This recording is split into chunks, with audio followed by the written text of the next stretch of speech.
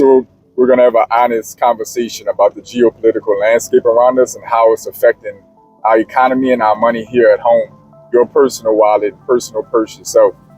Whether you're conservative or liberal, whatever side of the political spectrum you fall on, reality of it is our political class has demonstrated over and over again that natural-born Americans are last on the list just about. When it comes to economic distribution, when it comes to government spending, the government continues to prioritize every other entity, problem, focus point than us here at home for the most part. So with that being the case, what does that look like for us economically, and how does that filter down to us personal finance-wise? So when you look at the landscape around us right now, things are as tense as they've been. Economically speaking, we're in a conundrum that we haven't seen possibly ever in U.S. history, and definitely for a long time. You have an economy that's lopsided. You have inflation up. You have the Federal Reserve jacking up rates to the highest we've seen in a long time, at the fastest rate we've seen in a long time. We have wars around the world that we haven't seen in quite some time. This is the first war in Europe in, I believe, over 45 or 50 years. We also have the Middle Eastern conflict that is heating up and seems quite different from the conflicts and clashes that Palestine and Israel has had in the past. We have a lot of regional actors who continue to condemn Israel, while the rest of the Western world continues to support Israel. And things are bubbling over in a way that could lead to a very serious conflict if cooler heads don't prevail. All of that having been said, economically speaking, focusing on our U.S. government, their spending and their priority, tens of billions, if not probably hundreds of billions of dollars in the foreseeable future, now and in the foreseeable future, are being deployed to Ukraine and Israel alone. We're not talking about other places where money's going. Israel and Ukraine are getting tens of billions of dollars. For those of you who pay any attention to the economics and the political landscape, you probably can get your head around what could be fixed here at home with just that money alone. And that money is going out in a check quick. We're not talking about being distributed out over years. We're talking about money being stroked in a check immediately. So with that having been the case, you look at the outcome from that government spending. The first problem from it is it's really giving a hard time to the Federal Reserve, and not a lot of people are talking about this. But government spending does affect inflation. They are very much a significant part of our economy. And Jerome Powell is probably catching hell trying to figure out how the hell to get overall spending in the nation down, get the government to slow down on its spending so it can get inflation down effectively. That's the first problem. The next problem is the Federal Reserve is forced to keep rates higher because of this type of spending. And the higher rates are more costly on the U.S. debt load.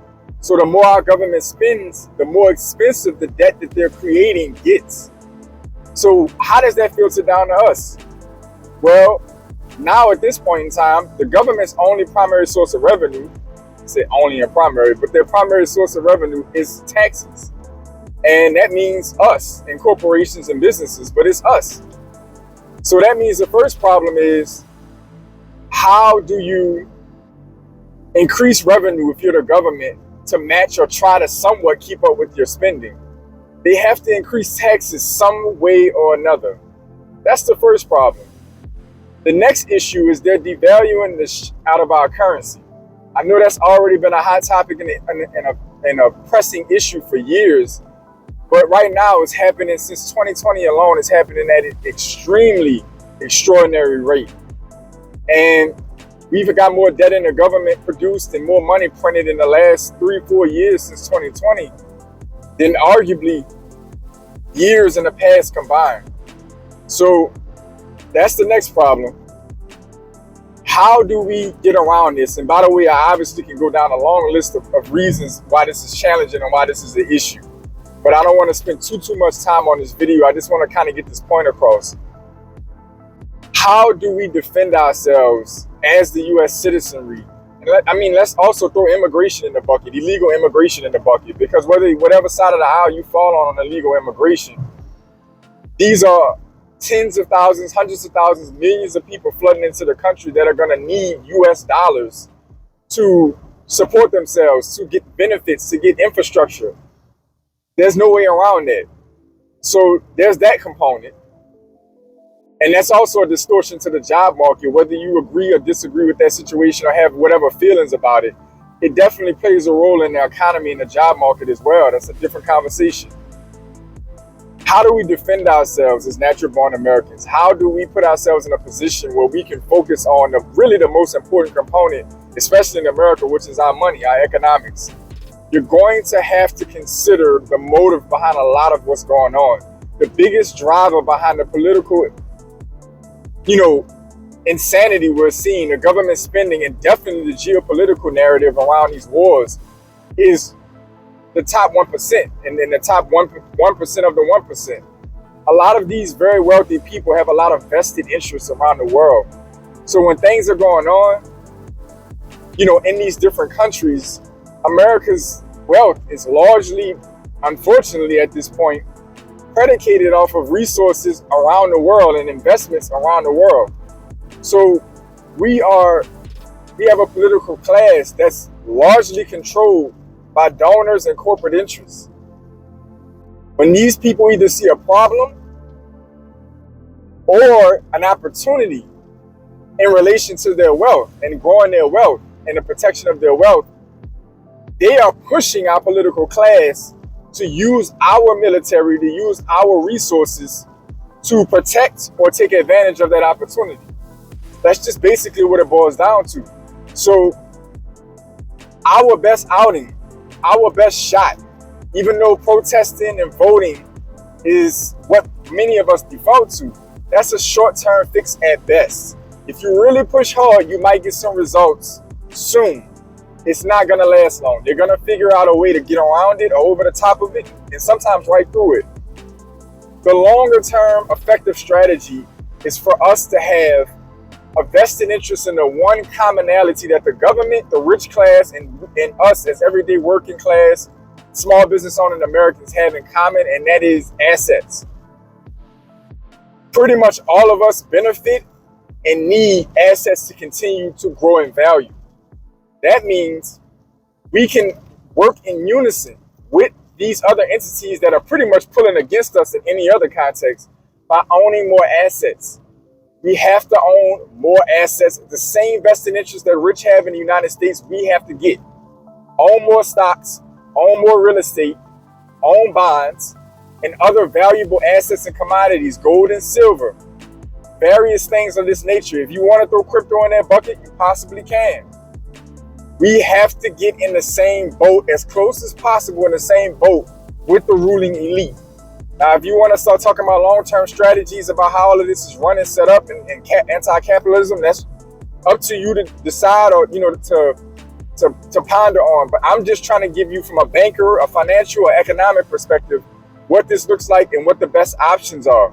Have to own more assets. And the way to own more assets in this economy and the environment that we're in, you have to focus on building a strong, solid income with a ton of cash flow, strong banking relationships so you can have good access to financial resources and capital. And then once you have those things in place, you either need to start a business, expand a business, get into freelancing, and find some kind of way to get yourself out of the W-2 only box. W-2s are great from the financial system, from a banking, lending perspective. But you cannot lean on that, because you're going to have to find ways to reduce your taxes, because if not, you're going to get your balls busted. I have to be frank when I say that. You have to start finding ways to acquire more assets and not have to worry about this job economy, which is really shaky. And we have a Federal Reserve actively trying to cool it down as your only source of survival. Own more assets means you have to have a strong income, good financials, good banking relationships, strong personal credit, build yourself into a business or expand an existing business. Use the revenue from these areas to acquire assets and then develop a tax strategy in that order. Do not focus on cutting taxes or not paying taxes as a W-2 worker or a minimum wage worker or wherever you are in the financial system. As far as a W-2, when you don't own assets, you don't own a business, because you need lending. In most cases, you need debt to get access to the resources to really launch a successful business or to expand a successful business. And you're gonna likely need debt to get in, at least when we're talking about real estate with assets. So that means you need to show income. So don't get too focused on taxes too soon. Let that be the back end. Once you've got a stable income, you have a good financials, you have a good banking relationships, you have grown from that point to expand a business, use the income from both of those into assets. And then once you start accumulating assets, now you work on stuff like depreciation, 1031 exchanges, and all these other fancy wealthy tricks. But you have to do this in sequential order, because if you do it out of order, which many of you are doing, unfortunately, because you're being brainwashed, you're gonna trip yourself up. You can't invest in assets too soon. I keep harping that on this channel. You cannot get lost in trying to not pay taxes too soon. You can't do any of that. Please follow what I'm telling you to the best of your ability. I'm not trying to act like I have all the answers, but I know my field, I know my craft. And I'm telling you right now, economically speaking, 2024 could be the beginning of a very painful sequence economically. Potentially geopolitically, things could get really crazy starting next year. Doesn't mean you have to panic, but you have to put a strategy in place and execute on it. Comment down below and let me know what your thoughts on all of this is. What strategies you're using to protect yourself, what outcomes you see starting in 2024. Comment down below. Other than that, to all my pioneers, I want y'all, all my pioneers, welcome back. My new viewers, welcome in. If you want to learn more about myself in the channel, start in the description section and work your way to the about section on the channel. I want y'all to stay focused, stay in motion. See y'all soon. This is JP from Blueprint for Prosperity Network, a channel dedicated to helping you increase your net worth through relationship banking, maximizing your borrowing capacity, the proper use of life insurance, and the ownership of real estate. Like the video, subscribe to the channel. I'm uploading content on a daily basis to help you customize your blueprint for prosperity.